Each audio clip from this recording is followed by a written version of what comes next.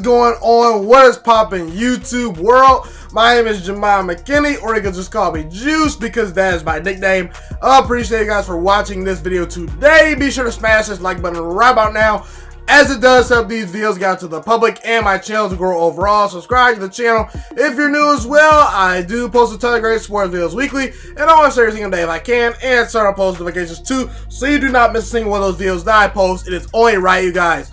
Listen, Saints fans, Fizz Vegas, all the people that gave me smoke for saying that Green Bay Packers are going to win the Super Bowl this year in the video that I made a couple of days ago. All the Saints fans that say, we're the biggest, baddest team out there, we can't be stopped. Where are y'all? Where are you guys hiding? Don't hide now.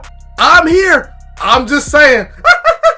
Saints fans, how you feeling, man? How y'all feeling? Okay, I'm clown Saints fans enough. I just wanted to get my quick little jokes off. Let's get into the analyzation of the game and what happened between the Vikings and the Saints.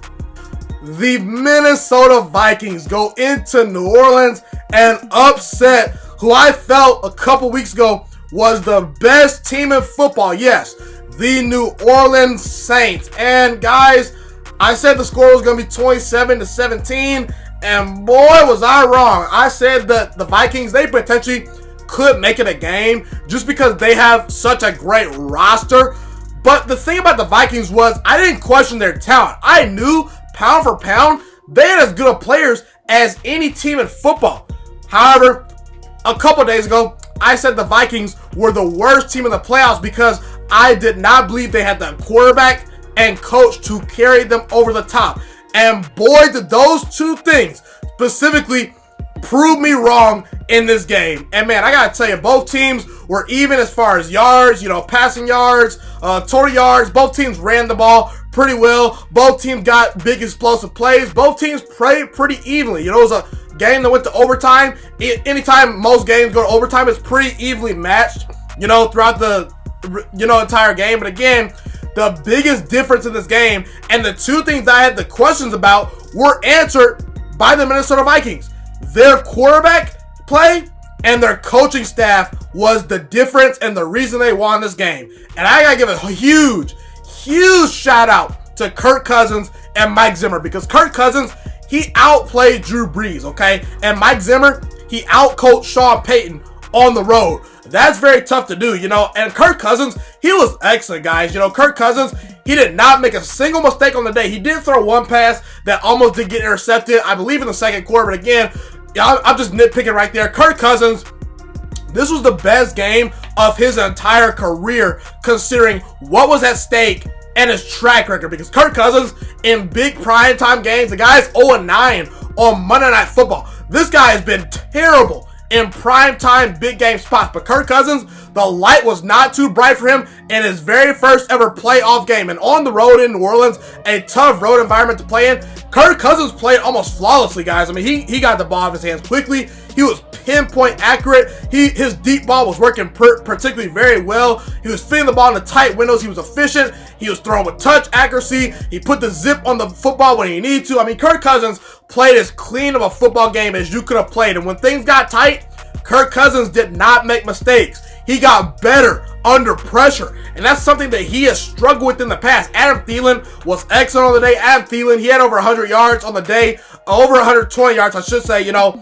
Stephon Diggs, Kyle Rudolph, he did catch that one touchdown pass to end the game. Kyle Rudolph did, but again, Stephon Diggs, Kyle Rudolph, they were really non-factors in the passing game all game. So Adam Thielen and Kirk Cousins were the players of the game for the Vikings on offense. Dalvin Cook was Dalvin Cook. He did have 98 rushing yards. The Vikings did rush him for over 25 times. He got 28 carries for 98 yards. On the ground, if you look at his per rush average, it wasn't great, but I love the fact that the Vikings stayed disciplined. They continued to run the football, even when at times it wasn't working. Dalvin Cook is just those body blows. If you continue to pound the rock on a team, you can continuously, tire them out. It's just body blows, body blow after body blow. Dalvin Cook moved the chains and he kept the Vikings offense balanced on the entire day. And I believe that those deep shots that Kirk Cousins hit at, Adam Thielen on to seal the game was set up by the fact that the Saints had to respect the running game. So shout out to Kirk Cousins, man. He played the best game of his career. He deserves a lot of props. The Vikings, they did face some adversity early on. You know, they had an early fumble. Adam Thielen fumbled the ball on the first drive. You know, they did have to settle for a couple field goals early, but again, they were able to get pressure on Drew Brees. They forced him into 2 very key, crucial turnovers. You know, it just came down to the coaching and the quarterback play, and Drew Brees was outplayed by Kirk Cousins. I never thought I would say that about Kirk Cousins, at least in his first ever playoff game, and I never thought that Mike Zimmer could outcoach Sean Payton on the road in a playoff game, guys. It happened, guys. I'm shocked. The Saints were 4 of 11 on third down. That was decent, but not particularly what we're accustomed to seeing from the Saints. The Vikings, they were 10 for 18 on third down. So I believe that the Vikings consistently converting on key third down situations, the fact that they only turned the football over once, they made less mistakes than the Saints. That was the difference between 2 pretty darn good football teams and a pretty evenly matched game from start to finish. And I got to tell you something right now.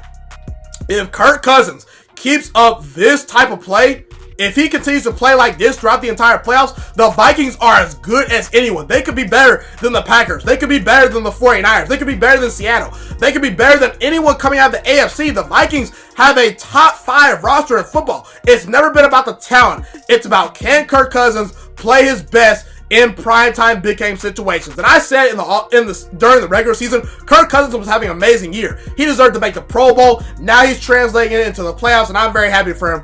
As far as the Saints go, again, the Saints, they just never quite got going. You know, bad interceptions by Drew Brees. He threw a terrible interception, you know, toward the end of the half. The Saints were up at that point. He underthrew the football. It was into double coverage. It was just a throw he probably shouldn't have made, and it was a terrible throw. So anytime you make a bad throw and you throw the ball when you probably shouldn't have, that's not going to end well. The Vikings were able to pick that off, and the New Orleans Saints are driving right down the field. They were on the cusp of maybe getting a touchdown, and Drew Brees with a crucial game-changing fumble when the Saints were down 3 points. They potentially could have scored a touchdown. The Saints kicker also missed a very crucial, you know, field goal that could have, you know, gave them momentum going into the half. That didn't happen, and in these types of games, you just can't make those types of mistakes, I should say. The Vikings did get 3 sacks on Drew Brees, which isn't like super spectacular, but again, anytime you can get 3 sacks on Drew Brees, that's pretty good because he's a great quarterback at getting the football out of his hands pretty quickly. And the Saints, you could argue, maybe have one of the best offensive lines in football. So anytime you can get sacks on Drew Brees and pressure him into some tough throws, that's a good thing. The Vikings were able to get home the few times they did. They made it count. They forced Drew Brees into some errant throws. Drew Brees just was a tick off today. You know, he didn't play terrible, but he got outplayed by Kirk Cousins. That's no excuse for Drew Brees, a veteran quarterback at home with all those weapons, with Michael Thomas, with that great offensive line, with those 2 great running backs, you know, Latavius Murray and Alvin Kamara. It's really no excuse. Drew Brees just played bad down the stretch, and Kirk Cousins outplayed him, and that was the difference. The quarterback play and coaching in this matchup. You know, outside of Taysom Hill, you know, who made some really big plays down the stretch, you know, he ran the football pretty well when he was called upon. The one deep pass that the Saints asked Taysom Hill to throw, he converted. He threw a great ball that went for 50 yards to set up a touchdown. He played pretty well in the time that he was asked. I believe Sean Payton should have continued to use Taysom Hill more often, but again, it's whatever, you know. The Saints, the one flaw I said about their team, you know, throughout the entire season, and one of the reasons why I felt they were losers of the 2019 NFL Draft was because they just don't have a great deep threat. They just don't. Michael Thomas is an amazing wide receiver. He's a top 3 wide receiver in the game of football today, but he does not have breakaway burner type speed. And there's just too many teams out there that have a deep threat. And the Saints, they rely on checkdowns and throwing the ball intermediate way too much. They don't have a guy that can just take a top off the defense and a guy that threatens the opposing safeties and quarterbacks to respect their deep passing game. And that really affected them last year versus the Rams, and it affected them versus the Vikings this time around. So again, the Saints, they should have probably traded for Emmanuel Sanders, maybe tried to get AJ Green. They didn't do that. That's their fault. So again, shout out to the Vikings. They made it happen. Now, I want to address these Saints fans and the narrative, oh, we got robbed. The officials are the reason we lost. How can you not make that call? That was clearly offensive pass interference and blah, blah, blah, blah, blah. Guys, stop blaming the officials. The officials are not the reason that the Saints lost. It's just, I don't understand why every time a team loses, they're so quick to go to Twitter and type, blame the officials. Listen, Saints, how about you score a touchdown on your opening drive where you get a short field? How about you tell Drew Brees to not fumble the football? How about you tell Drew Brees to be better on third down? How about you not throw any interceptions? How about you tell Sean Payton to call a better football game and to not make dumb decisions, okay? Tell someone to cover Adam Thielen. How about you do that? Stop blaming the officials. I'm so sick and tired. I understand the officiating crew in the NFL has been bad this year, but guess what? Find me a solution. Don't tell me the problem. Stop blaming the official, Saints fans. Stop acting like the NFL owes you. The NFL owes you nothing. Last year, you guys got the ball first in overtime, and what did you do with it? You turned the football over, and you choked, okay? So stop blaming these officials, okay? You got the ball first in overtime last year. You did nothing with it, and you had multiple opportunities in this game to beat Kirk Cousins in a playoff game. Is it really hard to beat Kirk Cousins in a playoff game? Apparently it is, because the Saints, they can't seem to do it. So again, that's how I feel about this game. I'm not going to bash the Saints too much. They played a pretty good game. They overcame a lot with Drew Brees missing time, Teddy Bridgewater coming in playing well. He's probably earned himself a contract at the end of the year. We'll see what the Saints can do. Personally, for me, I think the Saints window is closed. Again, they can continue to knock on the door all they want, but guess what? Drew Brees is not getting any younger, guys. He's really not. He's going to continue to get older. And he didn't look so good in these playoffs. He didn't look so good in the playoffs last year. Even in the Philadelphia Eagles win they had last year, he didn't look so good. So I just think that Drew Brees, his opportunity to win another Super Bowl, the last time and the opportunity for him to do that was last year. And this year, the Saints got such a great break. They were 13-3. They arguably had the best team in football, and they blow it. And unfortunately, I just think that Father Time is going to catch up to Drew Brees eventually. The Saints are probably never going to be this good again in the Drew Brees era. It's very unlikely that they'll win 13 games again next year. They caught a lot of breaks. It seemed like the Saints were destined to make a run, but it just didn't happen. And you got to think at some point, I don't think Drew Brees is going to retire after the season. He looked pretty good. He had a great season. But again, at some point, Drew Brees has got to be thinking, man, am I ever going to get another Super Bowl? And unfortunately for me, I think it's over with. I just don't see the Saints recovering from this. The NFC's too good. The AFC's too good. And Drew Brees, he's an anomaly.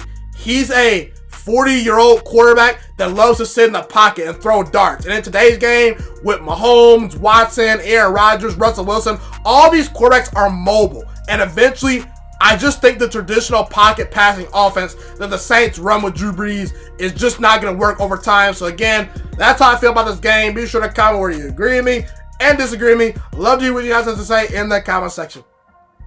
Thank you guys so much for tuning into this video today. Be sure to smash this like button right now if you enjoyed this video. Subscribe to my channel if you're new as well. I do post a ton of great sports videos weekly and almost every single day if I can. A fun fact about me is I want to go into the sports broadcasting and media world. I want to become one of the next great sports broadcasters and analysts out in the world. Kind of like Colin Cowherd, Stephen A. Smith, Shannon Sharp. You get the point. Okay, I want to do sports, television, and radio for a full living once I graduate from the University of Toledo, a college in Northern Ohio. I currently am a freshman there right now. So the best thing you guys can do to just help me continue to grow as a young broadcaster is to just share this channel with all your friends, because potentially if this channel really gets somewhere, I want to start my own network, okay? Or potentially if it doesn't, or if I fall a little bit short, I want to go into a big time network like ESPN or Fox Sports 1. So the best thing you guys can do to just flat out just help me grow as a broadcaster, help me learn, get other people hip to this channel, just share this channel with all your friends, share this channel on Facebook, share it on Twitter, share it on Instagram, all that good stuff.